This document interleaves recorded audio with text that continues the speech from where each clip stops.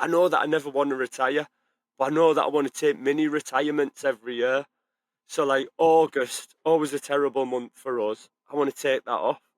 And then December is it's really a nothing month, isn't it? December for car dealers. That's what's on YouTube channel this week. I'm like, loads of people look forward to Christmas, but as a car dealer, we don't look forward to Christmas because we've got all the bills to pay. It's a 2 week month. No one's buying any cars. Everyone wants a bonus. You know what I mean? There's the Staff dues. Christmas party to pay for. Christmas parties. Yeah. It's costing you a fortune. And like, I'm getting this little tight chest about Christmas, so I want to prime my mind in enjoying December more. 'Cause when I was a DJ, I used to love December, but that's because we were busy all the time, DJing all the time. Do you do your like management accounts quarterly or do you do them monthly? I do monthly, but Do monthly. But in my brain, I try to think like quarterly as well. Do you know Yeah. what I mean? Because So I think if you did, I got into that habit of monthly, and then it's too because it can be it yo-yos.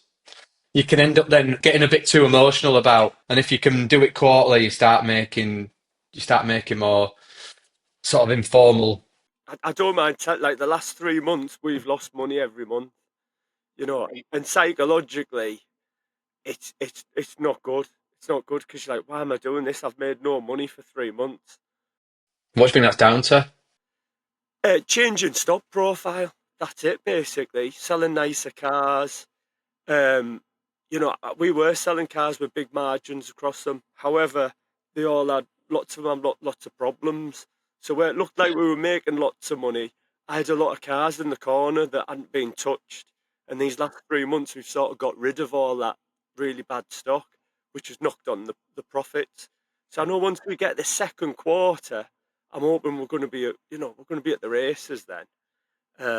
But you can't keep going, can't do a year where, I mean, don't get me wrong, the last 5 years, we've made money every year, like good money. But it's hard to take on the chin when you're used to having them profits and your ego as well.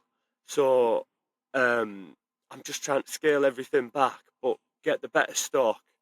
And like we're saying, just have a good business that doesn't have to make a fortune, but gives me and my family a good lifestyle. And I'm doing something that I enjoy.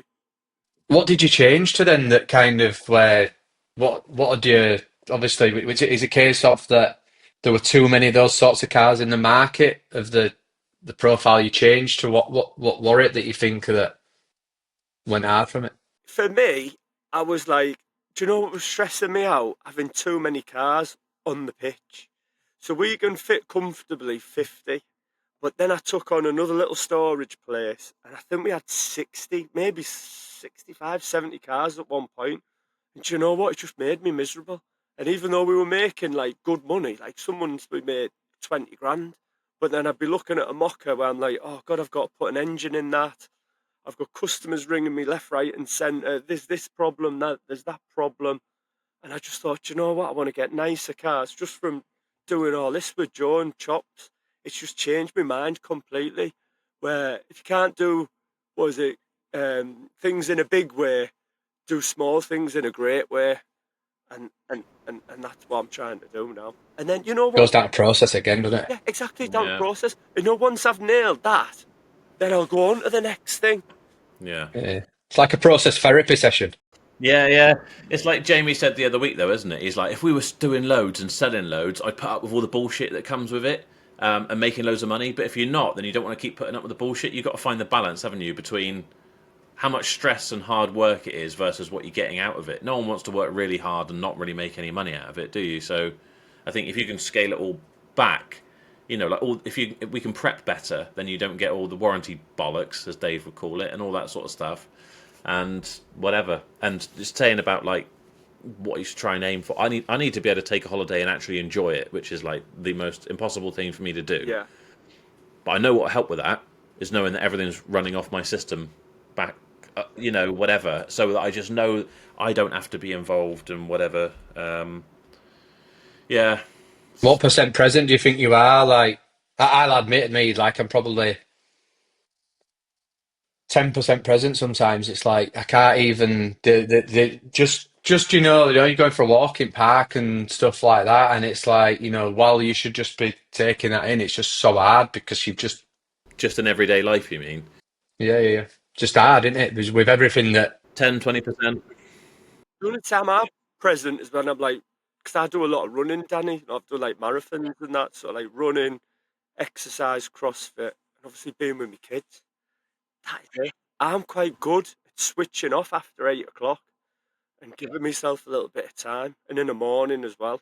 But when I'm at work, like I'm on it 110%. Like my mind's just going round.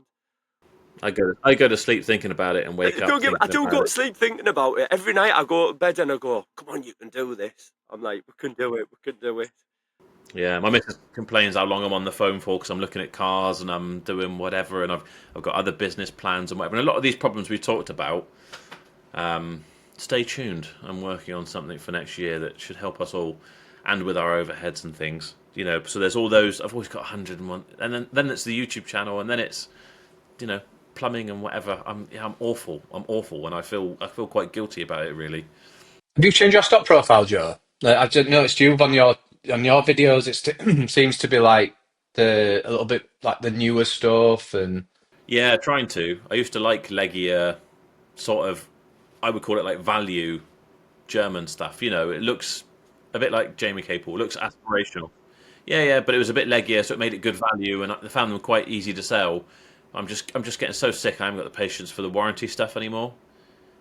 People's expectations are getting worse anyway. So when it's leggier stuff that probably is going to have problems, to then be dealing with it and whatever. So I'm trying to again, before I even thought about having systems and whatever processes, I just wanted maybe smaller margins, but less problems and less warranty stuff. Just simplify and whatever. So I'm still trying to buy nice stuff because I think that's what our market wants. But yeah, hopefully less problematic. But I'd love to know those dealers that sell 4 and 5 grand cars and still make 1,500 quid out of it. And you're thinking, I'd love to know how you're doing that. Do you know what I mean? It's like I envy them absolutely to the well, the T. thing is, I think it's easy to make that money out of them, but it's so much harder to keep hold of it.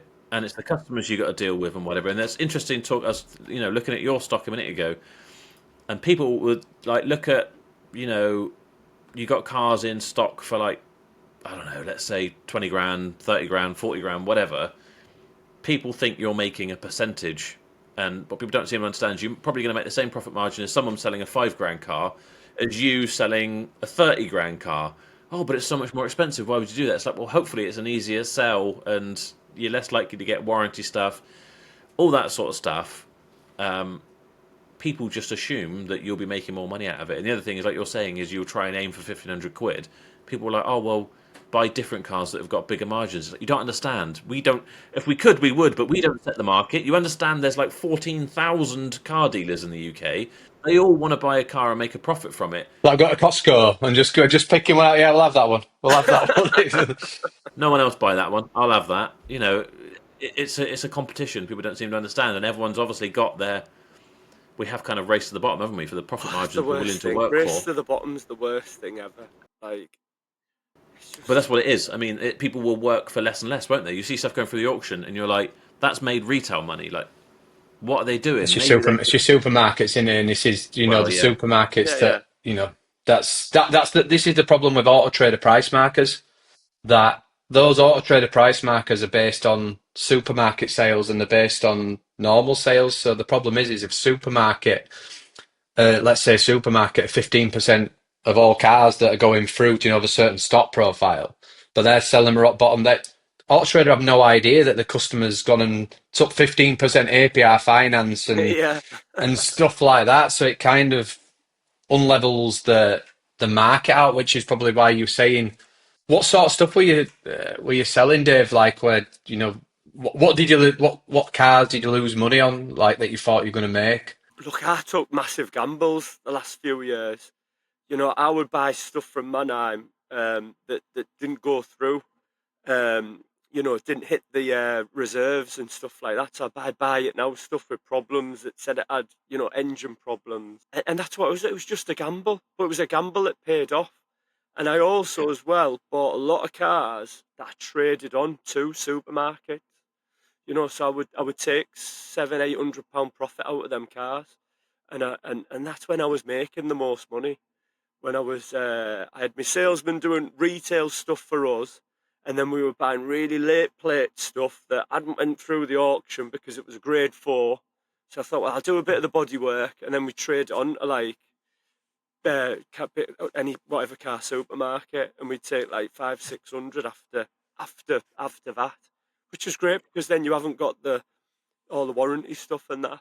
So I think that's just this job in general. When you're turning your cars over so fast, that's when you make your money. But what I haven't nailed is turning the retail cars over fast enough.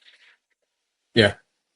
So when you said you changed your stock profile last quarter, though, and you said it not worked, what were the, like? I don't know. Say you bought an A-class AMG line and you thought that it'd sell and it didn't. What is that? What it were? Yeah, yeah. So I thought, right, I'm going to sell the stuff that, looking at you, Danny, on Instagram, I'm like, that's the stuff I want to be selling. That's the stuff I like. That's the stuff that the forecourt's going to look nice. People are going to come in and they're going to buy from our business. And then we done it.